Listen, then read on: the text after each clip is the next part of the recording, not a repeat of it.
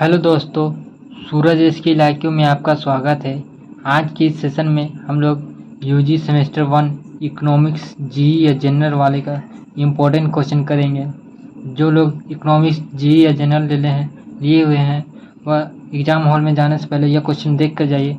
मैंने इसका answer short से शॉर्ट फॉर्म में लिखने की कोशिश की है। यह एग्ज़ाम में 16 मार्क्स के लिए आएगा। तो चलिए सेशन की शुरुआत करने से पहले वीडियो अच्छा लगे तो वीडियो को लाइक करें, चैनल को सब्सक्राइब करें। इसी तरह मैं वीडियो लाता रहूँगा, तो चैनल को सब्सक्राइब कर दें एंड प्रेस बेल आइकन को ऑन कर दें।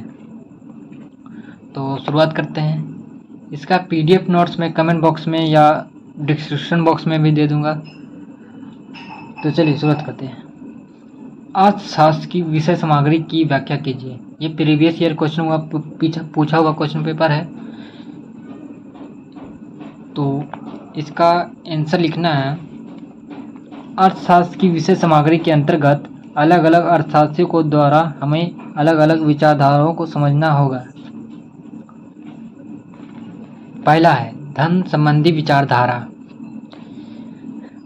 धन संबंधी विचारधारा एडम स्मिथ की देन है। इस विचारधारा के अंतर्गत अर्थशास्त्र में धन क्या है, धन कैसे कमाए जाए, धन का वितरण एवं प्रयोग कैसे किया जाए आदि बातों का अध्ययन किया गया है। यहाँ पर गया है लिख दीजिए। इस प्रकार धन अर्थशास्त्र का प्रमुख विषय सामग्री बन गया। पहला पॉइंट, यदि आप लोग एग्जाम में पॉइंट वाइज लिखते हैं तो आपको सिर्फ पॉइंट देखकर ही आपको मार्क्स दे देंगे। सेकेंड नंबर में है कल्याणवादी विचारधारा। इस विचारधारा के अंदर क्या क्या आता है देखते हैं। कल्याणवादी विचारधारा के प्रमुख अर्थशास्त्री प्रोफेसर मार्शल थे। मार्शल तथा पीगो ने धन की अपेक्षा मानव कल्याण की बात को प्रमुख स्थान देकर यह बात स्पष्ट कर दिया है कि धन व्यक्ति के लिए है, ना कि व्यक्ति धन के लिए है। अर्थशास्त्र की विषय सामग्री में सामाजिक मनुष्यों के साधारण व्यापार संबंधी उन आर्थिक क्रियाओं का अध्ययन किया जाना चाहिए। यानी कि कल्याणवादी विचारधारा के अंतर्गत यह इस प्रोफेसर मार्शल की देन है। इसके अंतर्गत प्रोफेसर मार्शल ने कहा है कि धन व्यक्ति के लिए है, ना ही व्यक्ति धन के लिए है। बस ये क्या, यानी कि अर्थात अर्थशास्त्र की विशेष सामग्री में सामाजिक मनुष्य का साधारण व्यापार संबंधी उन आर्थिक क्रियाओं का अध्ययन किया जाना चाहिए जिनका संबंध भौतिक कल्याण से होता है। आइए इसका पॉइंट 3 देखते हैं। पॉइंट 3 है दुर्लभता संबंधी विचारधारा। दुर्लभता संबंधी विचारधारा की देन प्रोफेसर रॉबिन्स की है। उनके अनुसार अर्थशास्त्र में उन सभी व्यक्तियों की अध्ययन किया जाता है जो चुनाव की समस्या से घिरे हुए हैं। प्रोफेसर रॉबिन्स के अनुसार अर्थशास्त्र की विशेष सामग्री के अंतर्गत आर्थिक समस्याओं अर्थात मानव व्यवहार के चुनाव करने के पहलू आदि की समस्या का अध्ययन किया जाना चाहिए। दुर्लभता संबंधी विचारधारा यह प्रोफेसर रॉबिन्स की दी हुई है। इसके अंतर्गत उन सभी व्यक्तियों का अध्ययन किया जाता है जो चुनाव की समस्या से घिरे हुए हैं, जो आर्थिक समस्या से जूझ रहे हैं, और अर्थात यानी कि मानव व्यवहार का चुनाव करने के पहलू आदि की समस्या अध्ययन किया जाना चाहिए। यही दुर्लभता संबंधी विचारधारा के अंतर्गत है। तो चलिए इसका पॉइंट 4 देखते हैं।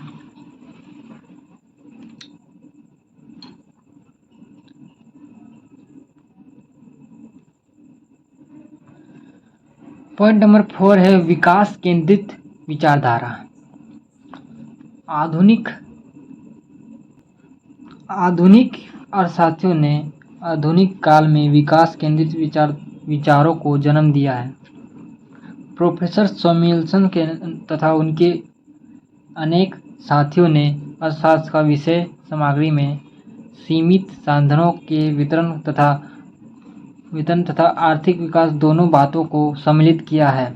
आज भी मनुष्य के सामने असीमित आवश्यकताएं की संतुष्टि की समस्या बराबर नहीं बनी हुई है। इन सभी बातों को ध्यान में रखते हुए अर्थशास्त्र की विशेष सामग्री के अंतर्गत 5 विभागों में उपभोग, उत्पादन, विनिमय, वितरण तथा राजस्व आदि का सभी क्रियाओं का अध्ययन किया जाने लगा है। अब 5 पॉइंट देंगे। 5 पॉइंट्स में से पहला पॉइंट है विनिमय। विनिमय प्रोफेसर जेवेंस के अनुसार कम उपयोगी वस्तुओं को अदला बदली विनिमय कहलाती है। यह आवश्यक है कि वस्तु की अदला बदली स्वेच्छा एवं स्वतंत्रता से होनी चाहिए। विनिमय में वस्तु की मूल्य का निर्धारण किया जाता है। विनिमय में होता है कि प्रोफेसर जेवेंस के अनुसार कम उपयोगी वस्तुओं को अधिक उपयोगी वस्तुओं में कम उपयोगी वस्तुओं की अदला बदली विनिमय कहलाती है। यानी वस्तुओं की अदला बदली को विनिमय कहते हैं। यह लेकिन आवश्यक है कि स्वेच्छा वस्तुओं की अदला बदली उपभोक्ता के स्वेच्छा एवं स्वतंत्रता से होनी चाहिए। ये नियम है। आप लोग समझ के से भी लिख सकते हैं। इसका सेकेंड पॉइंट है वितरण। वितरण उत्पत्ति के विभिन्न साधन मिलकर जिस संयुक्त वस्तु का निर्माण करते हैं उसको उत्पत्ति के विभिन्न साधनों में बांटने की क्रिया को वितरण कहलाती है। वितरण के अंतर्गत उत्पत्ति के विभिन्न साधन जैसे लगान, मजदूरी, ब्याज, लाभ इत्यादि के निर्धारण का अध्ययन किया जाता है। अब वितरण किसे कहते हैं? वितरण उत्पत्ति के विभिन्न साधन मिलकर जिस संयुक्त वस्तु का निर्माण करते हैं उसे विभिन्न क्रियाओं में बांटने की क्रिया को विभिन्न साधनों में बांटने की क्रिया को कहते हैं क्या? वितरण।